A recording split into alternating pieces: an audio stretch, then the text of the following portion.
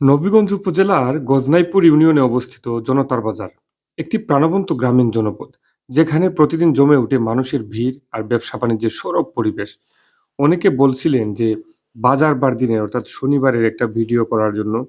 এই বাজারটি মূলত পশুর হাট হিসেবে এলাকার মানুষের কাছে সবচেয়ে বেশি পরিচিত। সপ্তাহের নির্দিষ্ট দিনে দূর দূরান্ত থেকে লোকজন আসে গরু, ছাগল সহ বিভিন্ন ধরনের পশু ক্রয় বিক্রয়ের জন্য। দামাদামি, হাসি, আনন্দ আর কোলাহলে ভরে ওঠে পুরো বাজার এলাকা। শুধু পশুর হাটই নয়, জনতার বাজার গাছের চারা বিক্রির জন্য বেশ নামকরা। নানা জাতের ফলজ, বনজ ও ঔষধি গাছের চারা পাওয়া যায় এখানে।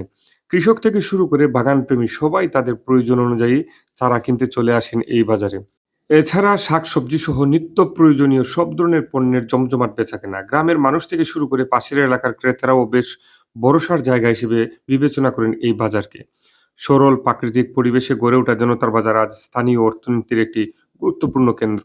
মানুষের ভিড়, পণ্যের বৈচিত্র্য আর গ্রামীণ জীবনের স্বাভাবিক ছন্দ সব মিলিয়ে জনতার বাজার নবীগঞ্জের অন্যতম পরিচিত বাজার হিসেবে নিজের স্থান করে নিয়েছে। তো আজকে এ পর্যন্তই। ভালো থাকবেন সবাই। আল্লাহ হাফেজ।